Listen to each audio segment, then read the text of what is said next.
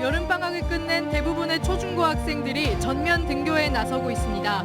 하지만 코로나 확진자가 지역에서도 크게 늘어나면서 전면 등교 방침에 찬반 논란이 일고 있습니다. 포스코 광양제철소가 대기상 오염물질 배출량을 줄이기에 나섰습니다. 논란이 돼왔던 고로 브리더 설비를 개선하고 조만간 가동에 들어갈 예정입니다. 고 김대중 전 대통령이 서거한 지도 12년이 흘렀습니다. 코로나로 대규모 행사는 열리지 못했지만 추모 발길은 계속 이어지고 있습니다. 더불어민주당 김혜재 의원이 여순 사건의 국가기념일 지정 등의 내용을 담은 특별법 개정안을 발의했습니다. 추념일에 적합한 사업을 추진하도록 하는 내용도 담겨 있습니다. 여러분 안녕하십니까? 수요일 밤 여수 MBC 뉴스데스크입니다. 어제 전남 동부권에서 발생한 코로나19 확진자가 27명으로 집계됐습니다. 전라남도에 따르면 어제 하루 여수에서는 기존 확진자와 접촉해 자가 격리에 들어갔던 시민 6명을 포함해 모두 11명이 코로나19 양성 판정을 받았습니다. 또 순천에서는 서울 지역 확진자와 접촉한 가족 5명 등 모두 12명이 양성 판정을 받았고 광양 지역에서도 4명의 확진자가 추가됐습니다. 이어 오늘 새벽 0시부터 오후까지 전남 동부권에서는 모두 7명의 확진자가 발생해 보건당국이 역학조사를 벌이고 있습니다. 광양시가 코로나19 대응 강화와 함께 긴급생활비를 지급하기로 했습니다. 광양시 김경호 부시장은 오늘 재난안전대책본부 회의를 통해 전국적으로 변이 바이러스 감염이 확산하고 있는 가운데 다중이용시설의 방역수칙 이행 점검에 총력을 기울여줄 것과 지역사회의 이동과 모임 자제를 강력하게 요청했습니다. 광양시는 특히 경기가 위축되고 있는 상황 속에서 오는 24일부터 다음 달 1일까지 2차 긴급 재난생활비를 모든 시민들에게 1인당 25만 원씩 광양사랑 상품권 카드로 지급합니다. 이번 주부터 개학을 맞이한 대부분 학교들이 전남 도교육청 방침에 따라 등교 수업을 하고 있습니다. 하지만 변이 바이러스 확산에 이어 지역 감염자까지 폭증하기 시작하면서 전면 등교 방침에 대한 논란이 일고 있습니다. 강서영 기자입니다. 여름방학을 마치고 이번 주부터 2학기 개학에 들어선 전남 초중고교들. 교육청의 전면 등교 방침대로 개학한 대부분의 학교에서 모든 학생들이 교실로 직접 등교를 하고 있습니다. 전라남도 교육청은 통계를 근거로 학교가 안전한 공간임을 강조하고 있습니다. 지역 확진자 중 학생이 차지하는 비율이 대면 수업이나 비대면 수업 기간보다 오히려 방학 중에 2배 이상 늘었다는 겁니다. 오히려 학생들이 학교에 나와 있을 때가 더 안전하고 학교가 그 안전한 장소로서 역할을 하고 있다라고 저희들은 판단하고 있습니다. 하지만 집계 기간이었던 상반기보다 최근 확진자가 대폭 증가하는 추세인데다가 전파력이 강한 델타 변이 바이러스까지 유행하기 시작한 상황. 날로 심각해지는 코로나 상황에 일각에선 전면 등교에 대한 우려가 제기되고 있습니다. 반대하는 분들이 오히려 더 제 주변에는 많은 것 같습니다. 델타 변이 바이러스가 확산되면서 학생들과 학부모님들의 그 불안한 마음이 가장 큰 것 같고요.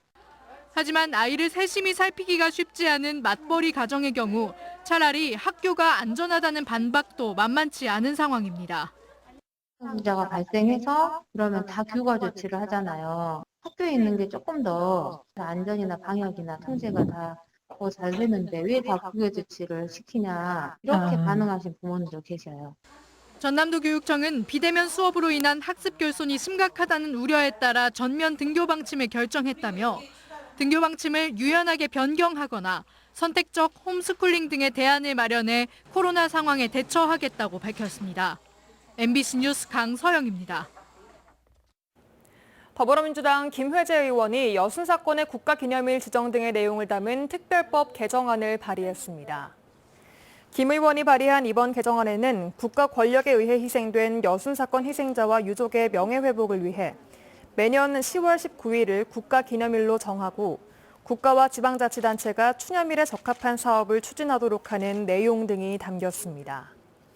김 의원은 73년 만에 여순 사건 특별법이 제정됐지만 법 통과만을 우선시하다 보니 희생자와 유족의 명예회복과 치유, 상생의 길로 나아가기에는 아직 미흡한 면이 많다고 주장했습니다. 여수와 광양 국가산단에 둘러싸인 여수시 묘도동 지역이 시내권과 비교해 대기 중에 철 농도가 2배 가까이 높은 것으로 나타났습니다. 전남보건환경연구원이 3월부터 지난달까지 5개월 동안 묘도와 율촌, 쌍봉 지역의 대기질을 조사한 결과 묘도 지역의 철 성분이 다른 지역보다 최대 1.9배 높았으며 미세먼지는 전남 평균보다 다소 높은 것으로 조사됐습니다.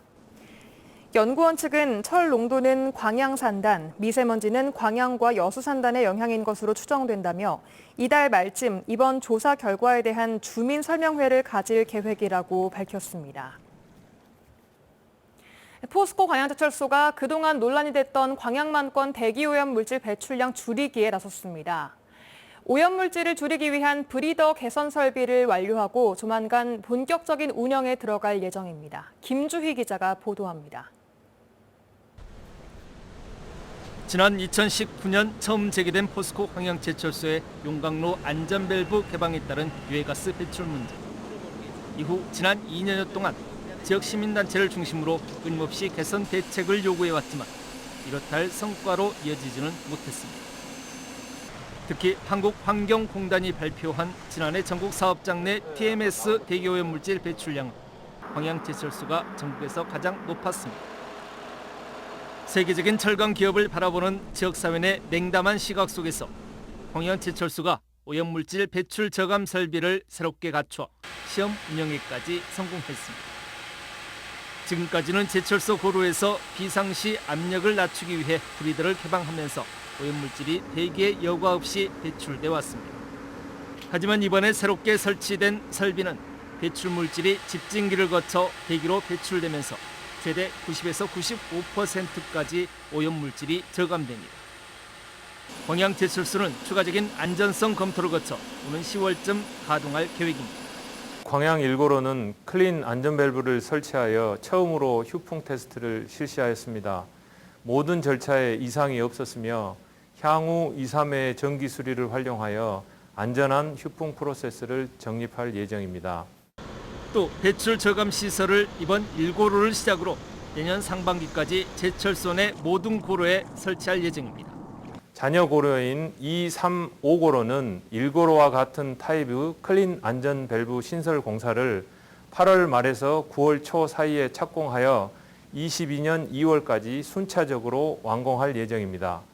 광양제철소는 특히 저감 대책과 프로그램을 지역민들에게 공개하고 대기오염물질 배출량 관리에도 적극적으로 나서기로 했습니다. 수년째 환경오염 논란을 빚어왔던 포스코 광양제철소의 대기오염물질 배출 문제. 새롭게 도입된 저감 설비가 광양만권 대기오염을 완화시킬 수 있는 효과적인 환경적 대안이 될 수 있을지 지역사회의 관심도 높아지고 있습니다. MBC 뉴스 김주입니다. 우리 시대의 큰 어른 고 김대중 전 대통령이 서거한 지도 벌써 12년이 흘렀습니다. 올해는 코로나19 상황 때문에 대규모 추모 행사가 열리진 못했지만 시민들의 그리운 마음들은 여전했습니다. 김진선 기자입니다. 고 김대중 전 대통령의 흉상 앞에 가지런히 놓여진 백합 꽃다발. 서거 12주기를 맞아 마련된 추모 공간에 시민이 헌화한 겁니다.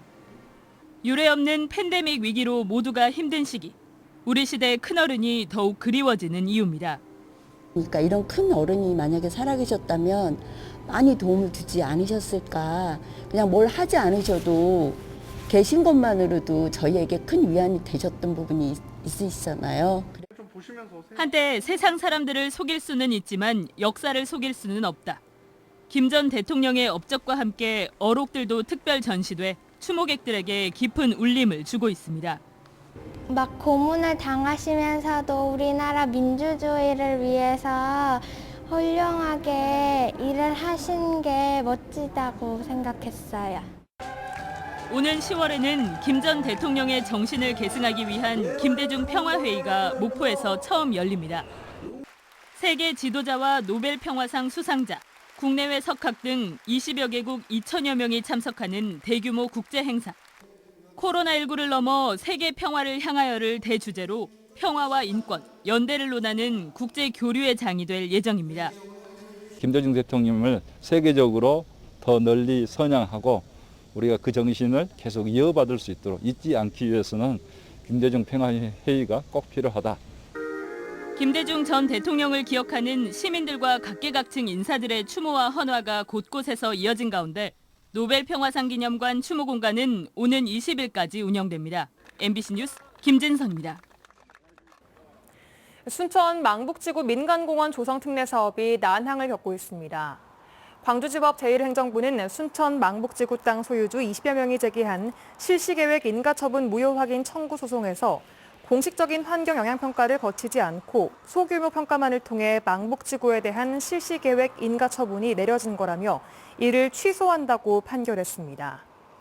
이에 대해 순천시는 소규모 평가를 받아도 문제가 없다는 환경부의 해석을 바탕으로 사업을 추진했다며 항소를 검토하고 있다고 설명했습니다. 도로가와 주택의 사고 위험이 있어 보입니다.